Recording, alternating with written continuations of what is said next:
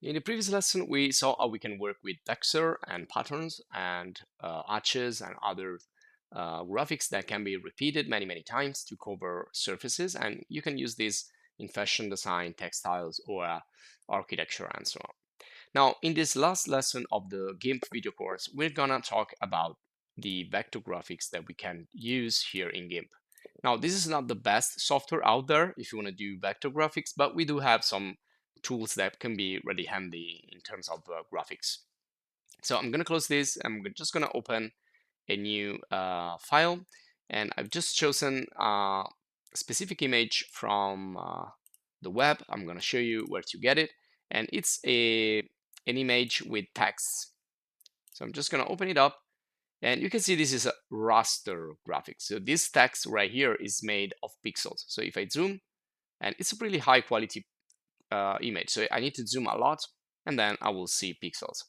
So this is, again, raster graphics, and it contains pixels. When you use vector graphics, is made of vectors and vertices. I found this image by searching text image on Google, and I found this on Pexels. This is a dashboard with some text that you can download freely. So you can use the same image if you want, just to follow along. But this was just to show you that text could be also inside the image. So in this case, we cannot modify them unless we modify the pixels. So to modify a text, we need to create our own text.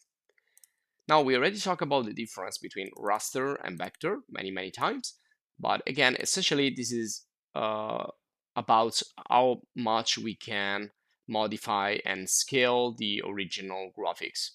And usual vector graphics are simplified. So you can see here, this is the raster version of Steve Jobs, and this is like the vectorized graphics. So you find many examples of this. And essentially, when you have a vector graphic, you can scale that many times. You can enlarge it and reduce it many times. It will never lose quality. Instead, raster will lose quality in scaling operation, and I will do an example about that. So you can use other software if you want. You can use Inkscape, you can use Illustrator, and you find videos in the channel about other software and vector graphics. You can also use, if you want to do like architecture, you can use AutoCAD, which creates architecture vector graphics. Also, you can use LibreCAD, which is the alternative, open source and free alternative to AutoCAD. Now, when we work in the open source, the main format for vector graphics is SVG, which means scalable vector graphics. And you can see everything it's about scaling. That's the main feature of that. And you can find also other information. So recently in other videos, we use this t-shirt from Wikimedia. And this is actually an SVG, a vector graphics. So when you import an image like this, it's going to ask you if you want to use the paths inside, if you want to use vector graphics, or if you want to rasterize the image. So you can either take a vector graphics and rasterize the vector graphics, or you can do the opposite. You can take a normal image, a standard image, and then trace it and make it become a vector. So vectorize it, or tracing the image, or retracing. It has like many terms. Now, also a good website that I use for free SVG is freesvg.org, and here you find a lot of free scalable vector graphics that you can use. And in this case, as you saw before, I've chosen this Clover 1B. So you just click on download SVG, and you will download the graphics into your download folder or wherever you want. So it's really simple. License here is public domain, so these are all like usable. And also I want to download here an image to turn this image into a vector graphic. Well, it's really difficult, so I'm just going to do one layer. I'm going to try to trace the head of this wolf. So again, we're going to do from vector to raster, and also the opposite from raster to vector. So again, this is the Pexels website where you can download it, or you can download whatever you want, a lion or whatever you want. This is free to use. And so now let's jump into action. So let's start with text, because text is really easy. And it's you can see here we have many options that we already know, that we find in word processor, so nothing really new if you know, like Word or any other text editor. So I click and drag here to create a box, and I will create my text inside that box. So let's say that I type here raster. Let me see here. I want to change the color so it's more visible. And also the size here, you can change the size in pixels. So let's make this 300, press enter. You can see you can select each single letter, and you can change the size of each single letter or the color. So I can change this into another color, you can see. And you can also increase the spacing between letters or decrease the spacing between letters. And if you do multi-line, you can also increase by clicking and dragging here with the left mouse. I can select each letter and I can increase the spacing in vertical. So horizontal and vertical spacing essentially. And you can also use here, well, I can clear the style, and this is kind of resetting everything. And I can also use bold and italic, underline, and strike through line. So all these are really simple, and you can find it in any word processor. So I'm not gonna spend too much time with this. So again, change color, change size, and here you can also do pretty much the same thing. You can also use the editor, which is kind of an extra panel again, but contains more or less the same thing. And then you have other option to write from right to left, from left to right, vertical, if you want, or you know, other option. You can just experiment with this. Then you have the hinting and color again, and then you have justification inside the box, and indent if you have multi-line, again spacing between lines, spacing between letters, and that's pretty much it. Also you can change the language. Now this is really easy, so I'm just not gonna spend too much time on this. You can figure it out easily yourself. What I want to show you here is that right now, let me just press ask to exit. So if I go into layers panel, now we don't have any path. So when you create a text, it's not immediately converted into a path. But we do have a layer here that is represented with another icon. This represents the vectorized text.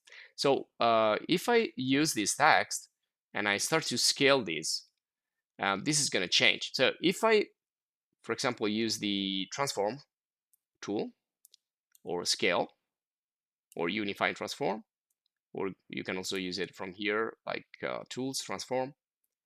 So if we scale this up like this, well, this is going to be bigger. There you go. So let's scale. And it's going to be bigger, but it's also going to lose quality. And you can see this is not a vector text anymore. It's not an editable text anymore.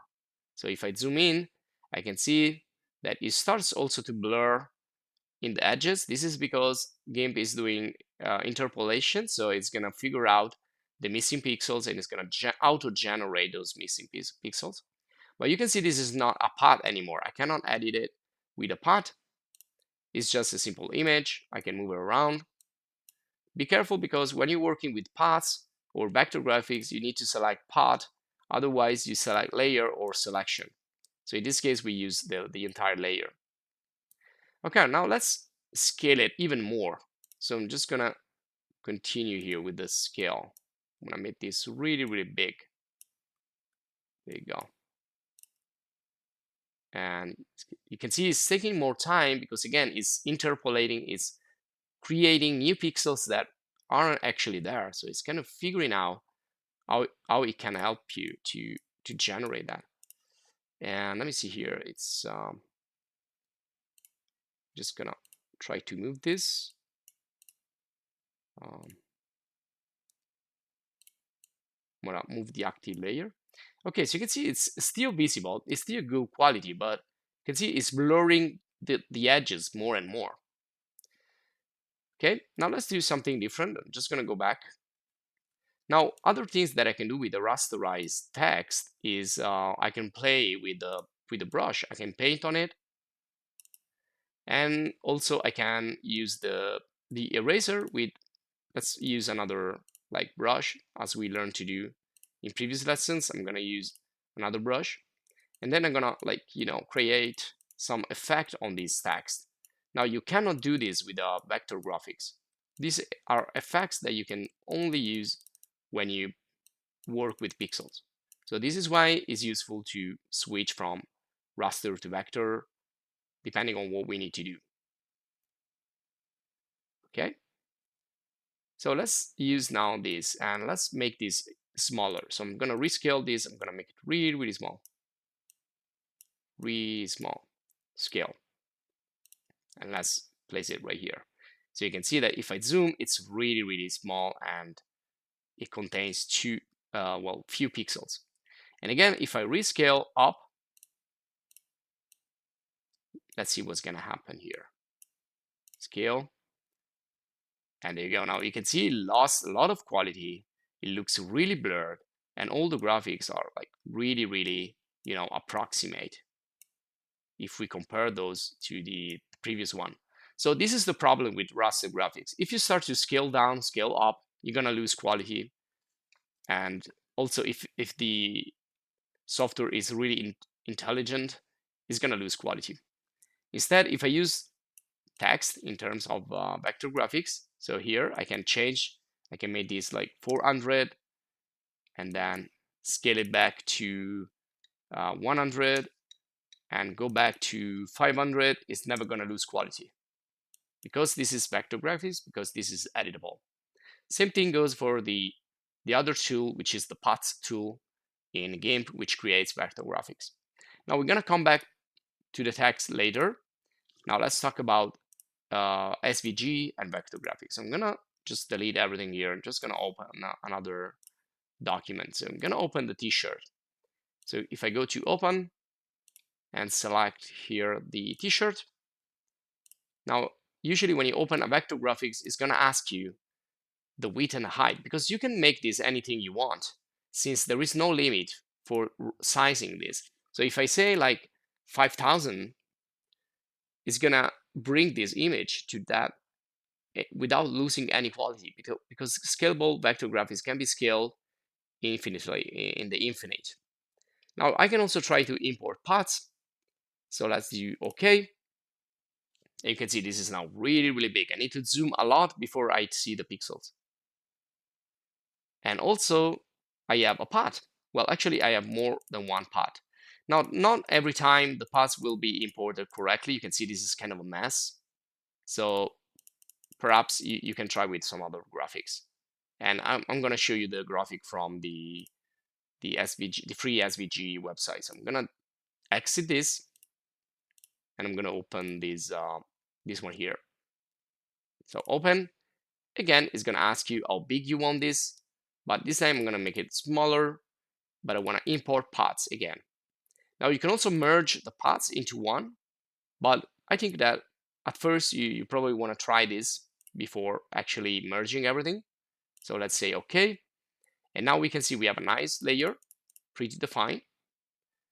And then we have paths. So if I turn off the layer and I move into the paths panel, this is when I can work with paths. So you can see this is the external path, and this is the internal, and these are like the leaves.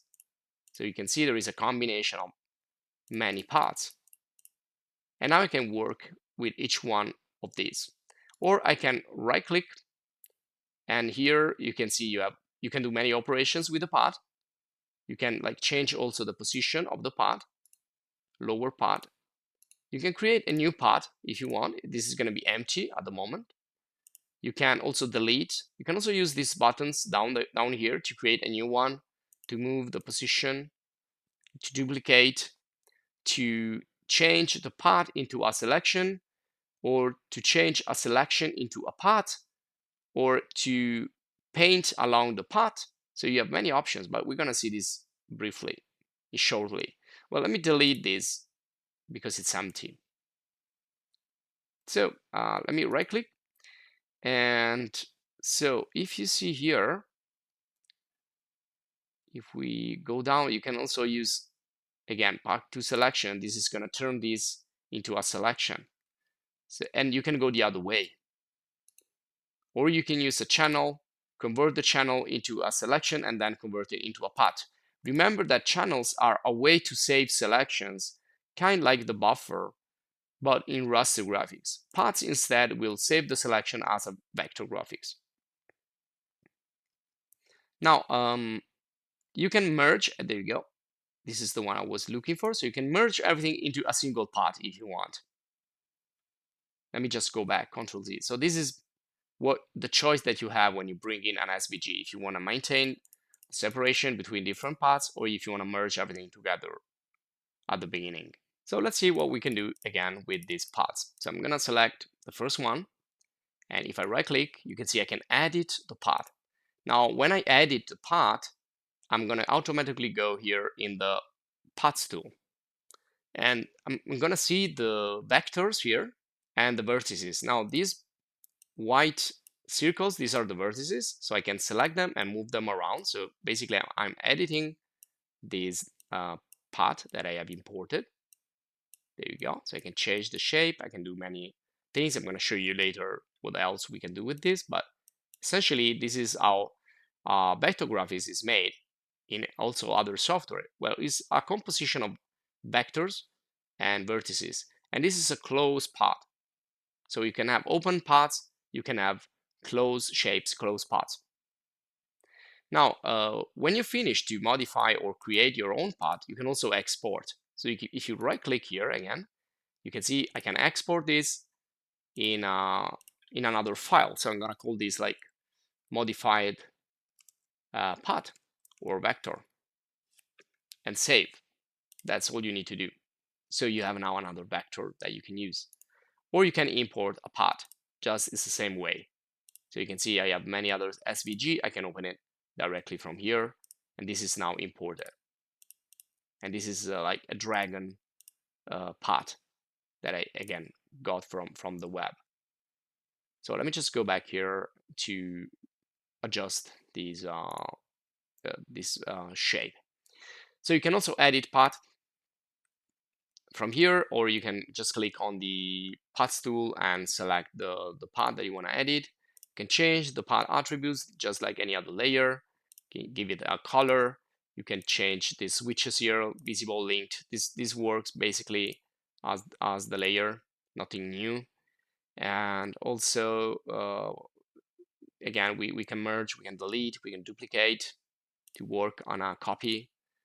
And we can turn this into a selection, or we can add to a selection. So if we have other selection going on here, so we already talked about all these operations we can do with the selection. So if I already have a selection, I can like add this to the selection, or I can subtract from the selection, and I can intersect, and I can turn the selection into a path. So you can see now it created another path with this selection, which is a circle. So if I right click and now I can, well, just to show you real quick, if I go to edit, I can use a stroke selection. I can stroke the path. So these are similar operation that we did with the selection that you can do with the path. And if I go to selection, I can use the selection and save it into a channel. So this is going to be vector graphics. So it's like saving a selection, sorry, in raster graphics. But I can also do select and save to the channel, sorry, to the path, and this is going to be a vector graphics instead. And then I can right click, deselect, so select none, and those are still going to be there, so I can reuse them anytime. So again, it's like saving selection into vector graphics or saving selection into raster graphics with the channel. So I can always retrieve it, and I can right click and edit this. Again, you can see it's made of vertices and handles. These are little handles that will help you to change the curve. So these are Bezier curves that you can edit. Just go back here, and so let's see what other things you can do here. Well, you can fill the path with a solid color, but nothing will show here because actually what you're doing is going into the layers. So what I'm gonna do is create a new layer, which is gonna be empty and transparent. Then go back to the path, and let's use a more interesting path like this one. So I'm gonna right click and fill the path with a solid color. So you can see now, I can see it because it's right here, it's on this layer. So don't confuse the layer with the path. The path stays there, but it's kind of hidden. When you need it, you can turn it on and you can use it for whatever reason you want. Let me just go back, Control Z. So another thing we can do is stroke the path. So in this case, it's going to create a stroke. Again, you can use a solid color. Let's turn off the path so you can see it. And also let's exit the path tool so you can see it better. So you can see there we stroke. So we can either use it to fill or we can use it to stroke. Or we can fill it or stroke it with a pattern, as we learned how to do in the previous video. So same thing we can do with the selection essentially, but here we can do it with the path. Now, of course, if I fill the path and then change the path with let's use the path tool and click on the path to change it, well, that's not going to affect the drawing because the drawing is not on the path, but it's on the layer. Is again turning vectors into pixels, into raster graphics. If you zoom here, I can see the raster graphics. Now I want to exit this document and I want to open the image that I want to trace. So many times, many vector graphics, logos, things like that, they all start from an image. And then from that image, you can trace your path, your vector graphic. So I'm going to use this wolf image. And we're going to use now the paths tool. Now, if I click here, let me just reset the tool so we can start from the beginning. So this is now a layer, but I will work on a path, so I can go in the paths and start working. So what I can do is just start to click. And you can see it's creating like corners here. So when I click once, it's going to create corners. If I do Control Z, I can go back. So let's start from here. And if I click here, I can trace these with a polygonal fashion. So you have like, it's like using the polygonal lasso or the rounded lasso. So if you want to be quick, you can do something like this. And then you have a really hard-edged graphic. Now, when you want to close the shape, you need to hold Control and click on the first. So let me just go back here and click here. You can see that the symbols change there. So when I click, there you go. Now I have a closed shape right here. But I can do a new one. So let's create a new one, new path. I'm going to turn off this and I want to start all over. Now, if I click and drag, this is going to create curves with handles, Bezier curves. So you can see now I can be more rounded and more perhaps accurate if I have something that is not straight and I want to do, something more organic. Now, sometimes it's a little bit difficult to work with curves because they tend to like go crazy a little bit, but you need to exercise a little bit and you will be able to manage them.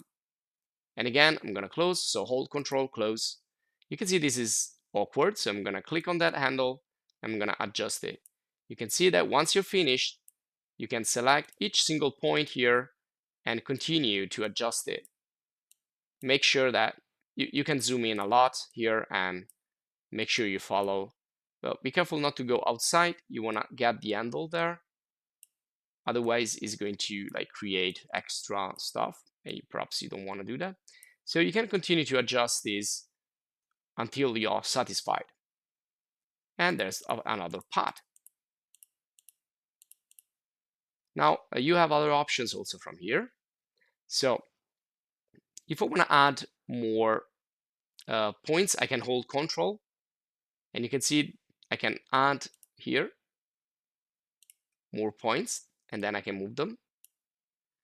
If I want to make something simpler, I can remove the point by clicking the backspace. So I select the point, hit the backspace, and that's gonna get rid of that. So it's gonna simplify essentially your work. So also, if you click on a corner here like this, and you wanna turn it into a curve, you just here just try to click between, and that's going to create like extra handles. Okay, or you can just hold Control here, and that's going to change it. It's gonna convert it into Bezier, and then you can adjust it. You can also move everything like this, or you can hold Alt to do it. So you can either choose here the operation you want to do, or you can hold Control or Alt. And then we have also polygonal. Now, if you use the standard mode, if you click and drag, your left mouse is going to do curves. If you just click once, it's going to do straight lines. But instead, let me just go back, Control Z. If I use only polygonal, it's only going to create straight lines, whether you click and drag or you just click once. And again, I want to go back here. So this is my other path. Let me just create a new one. You can do also simple paths like a curve. So just turn off polygonal, click and drag, and you can place a text on the curve. Now we're gonna get back to the text, but first you can see here again, we can do a selection from a path, and this is gonna close it, even if it's an open path. We can fill the path, and again, this is gonna look for a closure, even though this is not closed. And you can stroke. Now you can also use a brush that you have to stroke. So whatever brush you select here is going to be used to stroke on that path. So you can do, you can use the brush as we saw before, but now we can apply it to a path. Now let's get back to the text, and I'm just going to create here again text. I'm going to call this SVG. I'm going to make this real big, like 600. So what we can do with the text in terms of vector graphics. Well, I'm gonna make this real big, like 2000. Okay, so I need to make this also a little bit bigger, the box. Okay, so once I have the text here, what I can do is turn this. So right click, and if you see, these are like common things for the layers, but you have also a section for the text right here. So what we can do is discard the text information. This is going to rasterize the text again. Or we can do text to path. So this is going to create a path using that text. So now, if we want, let's just turn off the layer and work on the path. I can edit this. So right click, edit path, and you can see this also contains vectors. So if I come here, I can start to push them around and create something different with the text. So you can see here, you can play around with it. And then when I'm ready, I can fill the path again with the color, with the pattern.